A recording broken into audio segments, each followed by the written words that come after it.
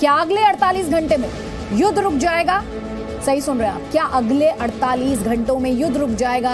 ये अपने आप में एक बड़ा सवाल भी है और उम्मीद की एक बड़ी किरण। इस उम्मीद के पीछे 3 वजह हैं। कौन सी 3 वजह, इस रिपोर्ट में देखिए।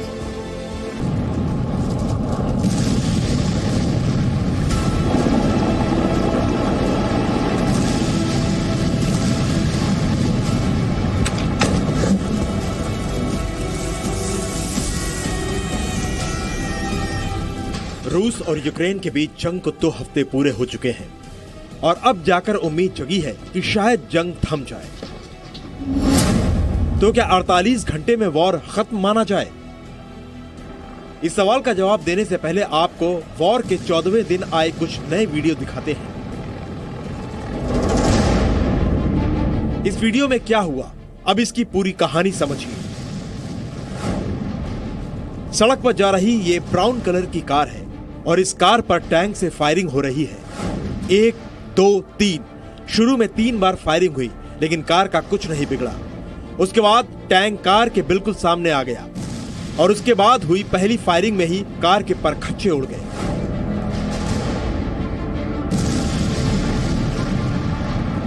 इसके बाद भी टैंक में फायरिंग नहीं रुकी। तुरंत बाद दूसरी फायरिंग हुई और उसके बाद कुछ बताने के लिए बचा ही नहीं। यूक्रेन का दावा है कि जिस कार को टारगेट किया गया उस कार में वहां के बेकसूर नागरिक थे जिनका जंग से कोई लेना देना नहीं है। वॉर का ये दूसरा नया वीडियो है लेकिन इस बार रूस के टैंक ने किसी को उड़ाया नहीं बल्कि खुद उड़ गए। यूक्रेन की तरफ से जारी वीडियो में सड़क पर एक टैंक दिख रहा है। सड़क के दोनों ओर जमीन पर बर्फ है। टैंक बढ़ता जा रहा है। इसी बीच अचानक बर्फीले रास्ते में टैंक आग के गोले में बदल जाता है। यूक्रेन का दावा है कि उसने एंटी टैंक मिसाइल से रूस के टैंक को तबाह कर दिया। यूक्रेन की सेना ने रूसी टैंकों और गाड़ियों को तबाह करने का एक और वीडियो जारी किया। दावा किया जा रहा है कि ये यूक्रेन का सूमी इलाका है और ये तबाह टैंक और गाड़ियां रूसी सेना की है।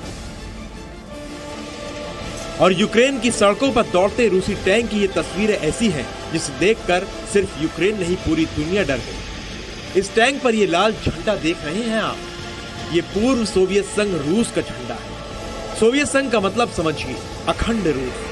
सोवियत संघ जब टूटा था तो उसमें 15 अलग अलग देश निकले। सोवियत संघ का विघटन साल 1991 में हुआ था। यूक्रेन वॉर के दौरान रूस के राष्ट्रपति व्लादिमीर पुतिन खुद भी सोवियत संघ का जिक्र कर चुके हैं और उनकी मंशा कहीं न कहीं फिर से अखंड रूस का मिशन पूरा करने की है। यूक्रेन की राजधानी कीव की तस्वीर वॉर ने कैसे बदल दी है, ये आप इन 2 तस्वीरों को देखकर समझ सकते हैं।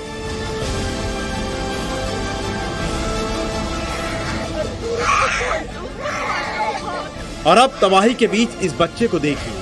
2 साल का ये बच्चा अपने सैनिक पिता की गोद में है और रो रहा है। वो पिता पर मुक्के चला रहा है।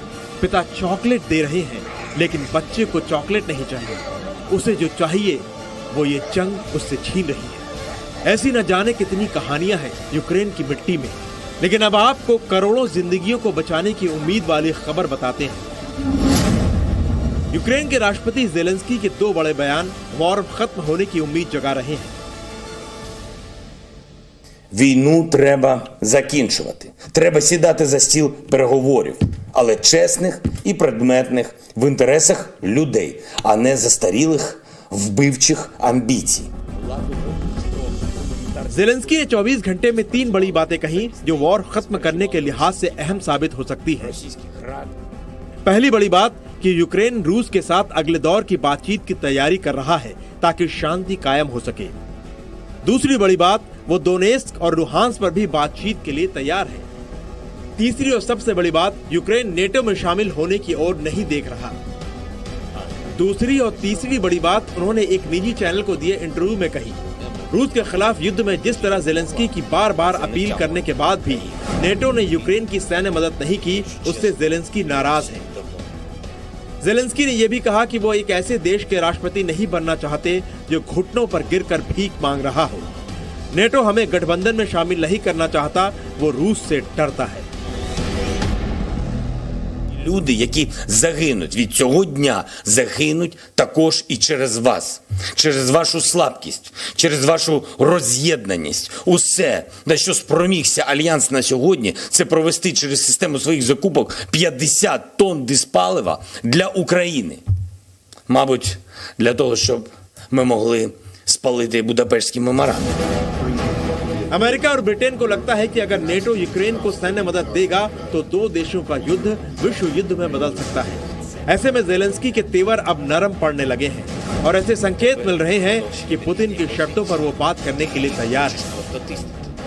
आज तक तो जेलेंस्की हर फोरम में दुनिया में जहां उन्हें मौका मिल रहा है वो बार बार कह रहे हैं कि हमें नेटो में इंक्लूड किया जाए, हमारी मदद के लिए आओ, हमें प्लेन्स भेजो, इत्यादि इत्यादि। तो शायद इस समय उनको ये एहसास अब हो गया है कि नेटो की भी शायद एक सीमा है जहां तक वो मेरे साथ आएंगे।